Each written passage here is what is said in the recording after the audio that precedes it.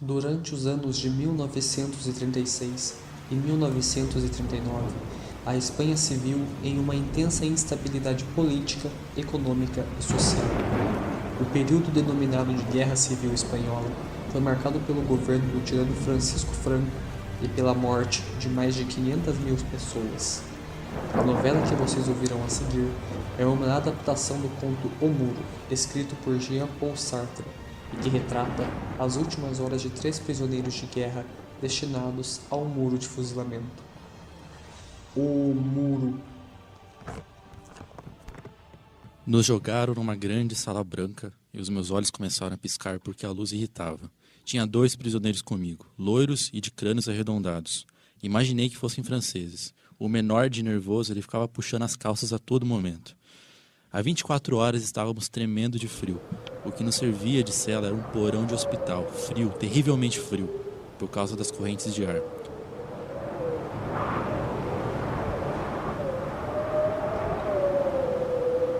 Juan nunca falava. Sentia medo e, além disso, ele era muito jovem para ter uma opinião. O Tom, porém, era bem falante e sabia perfeitamente o espanhol. A gente tá fudido, cara. Eu também acho, mas eles não vão fazer nada com o menino. Sim, cara. Eles não têm por que fazer alguma coisa pra ele. É só irmão de um militante. Eu olhava para o Juan e ele tinha um olhar perdido. E o Tom continuava a falar. Sabe o que eles fazem em Saragoça? Deitam os sujeitos na estrada e passam com caminhões por cima. Foi um marroquino desertor que me disse.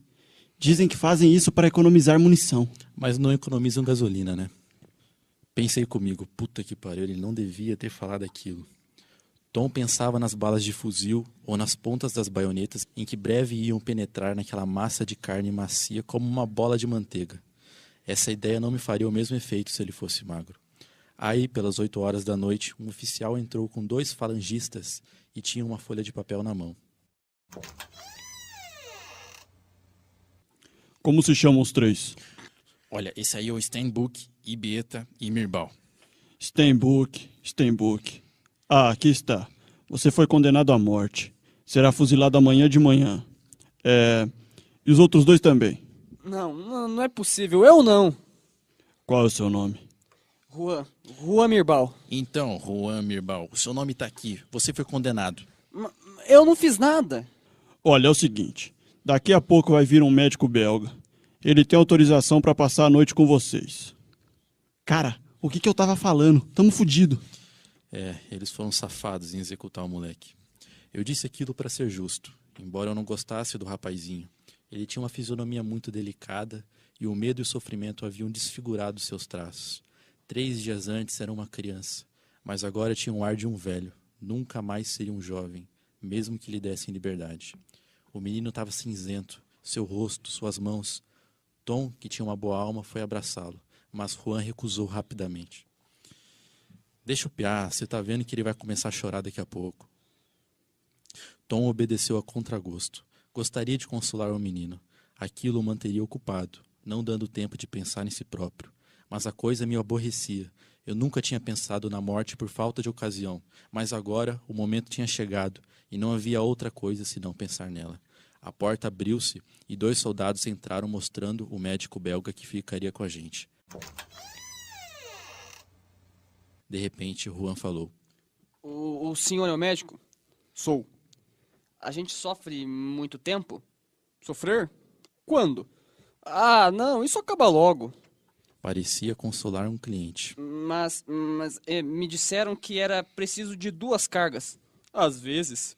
Pode ser que a primeira carga não atinja algum órgão vital. Então, é preciso carregar os fuzis de novo? Isso toma muito tempo? Juan sentia um medo terrível de sofrer. Não pensava senão nisso. Era próprio de sua idade. Eu não pensava mais, e não era o medo de sofrer que me fazia transpirar. Fui me sentar ao lado de Tom, e ele falava baixinho, olhando apenas para o médico belga, o único vivo entre nós. Você compreende? Eu não tô entendendo nada. Que você não está entendendo? Você sabe, vai acontecer daqui a pouco e eu não consigo entender isso. Você vai entender tudo daqui a pouco. Não é nada claro. Sou capaz de ter coragem, mas seria preciso ao menos que eu soubesse. Preste atenção. Eles vão nos levar para o pátio. Quantos soldados você acha que vão ser? Não sei, 5, 8, mais do que isso não. Muito bem, serão 8. A gente vai ouvir um grito. Apontar! e eu verei 8 fuzis apontados para mim. Penso que desejaria penetrar pelo muro. Eu vou empurrar aquele muro com as costas e ele resistirá como nos pesadelos.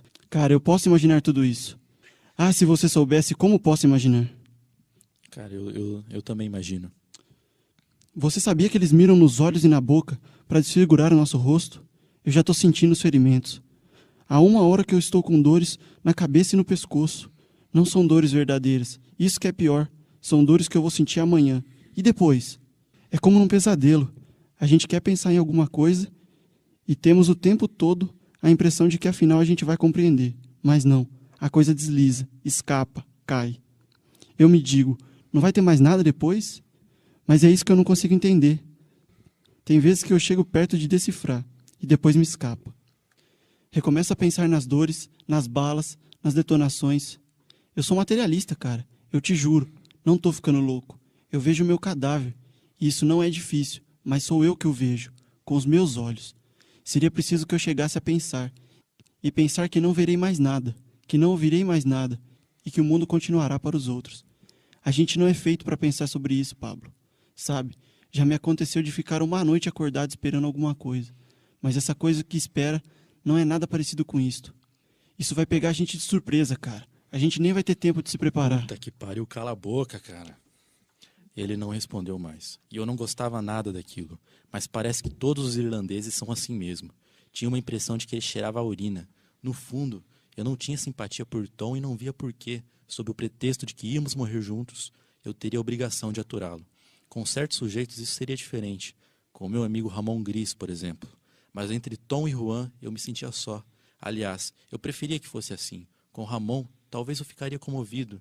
Mas eu, porém, estava terrivelmente firme e queria permanecer assim. Nós 3 olhávamos o médico belga porque ele estava vivo, fazia gestos de gente viva, tinha as inquietações de um vivo, possuía um corpo obediente e bem nutrido. A gente não se sentia mais o nosso corpo. A gente não se sentia como ele, que podia pensar na manhã. Nós estávamos ali, 3 homens sem sangue. Olhávamos o belga e sugávamos sua vida como vampiros. Eu via canos de fuzis apontados para mim. Eu vivi talvez umas 20 vezes seguidas a minha execução. Numa delas eu cheguei mesmo a pensar que o fuzilamento tinha ocorrido. Eu devia ter dormido por 1 minuto. Eles me carregavam para o muro enquanto eu me debatia. Eu pedia perdão. Havia 48 horas que eu estava em claro e me sentia esgotado. Mas não tinha vontade de perder 2 horas de vida. Se eu dormisse, eles viriam me acordar de madrugada e eu ia segui-los tontos de sono e me estribuchariam no muro. Eu não queria morrer como animal, eu queria compreender. O belga tirou o relógio e disse: São 13h30. Eu não quero morrer. Eu não quero morrer.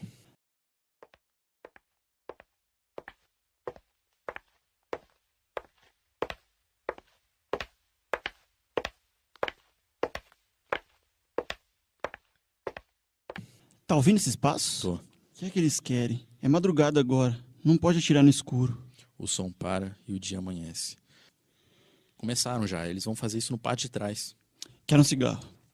A porta abre e entra o tenente e 4 soldados. Tom Steinbuck. Tá ali, senhor.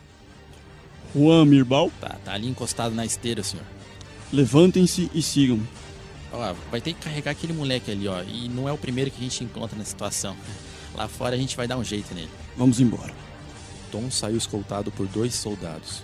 Seus olhos estavam arregalados e lágrimas deslizavam. Quando eu quis sair, o tenente me impediu. Pablo, é você? Sim, Espere aqui. Daqui a pouco virão buscá-lo. saíram. O belga e os 2 carcereiros também saíram. Eu fiquei sozinho. Eu não compreendia o que estava acontecendo.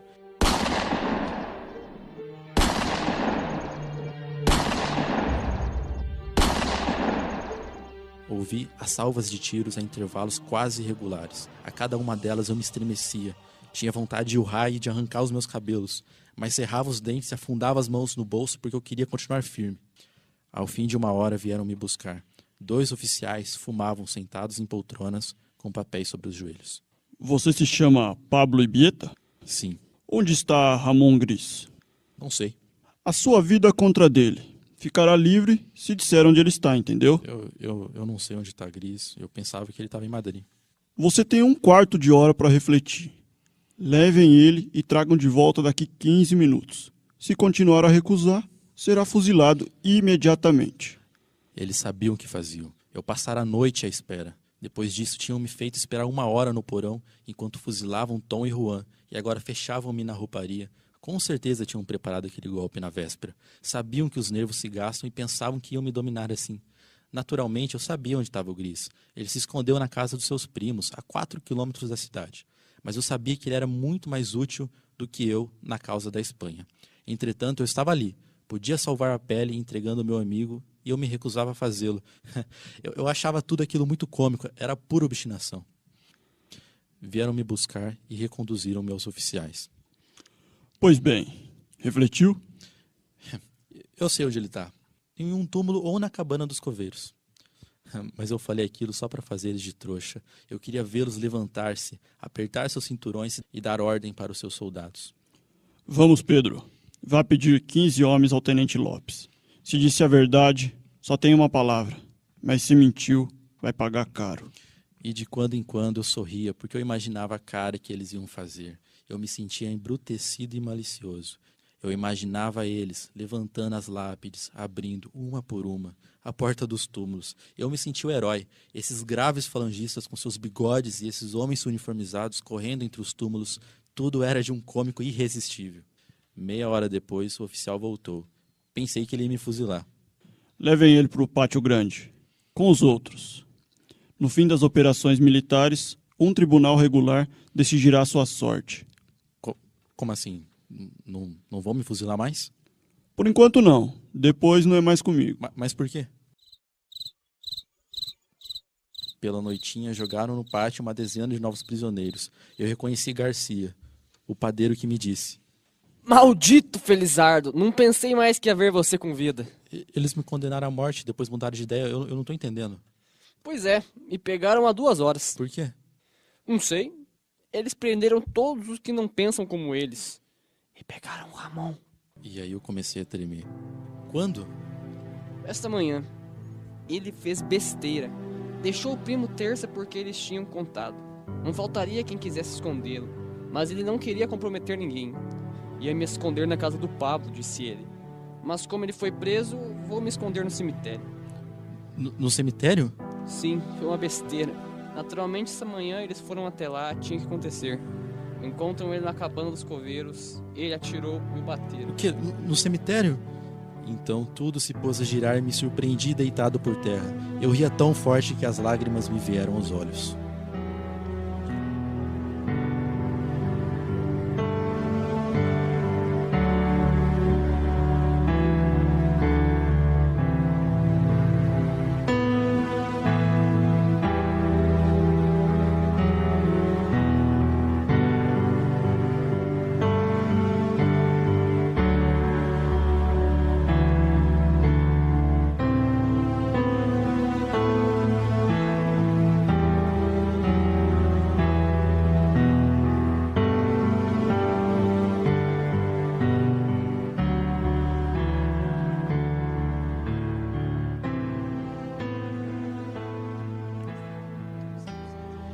Esse trabalho é uma produção dos alunos do 2º ano de jornalismo na matéria de Rádio Jornal Laboratório, com o apoio técnico de Juan Soares e a supervisão de Gilson Bosqueiro.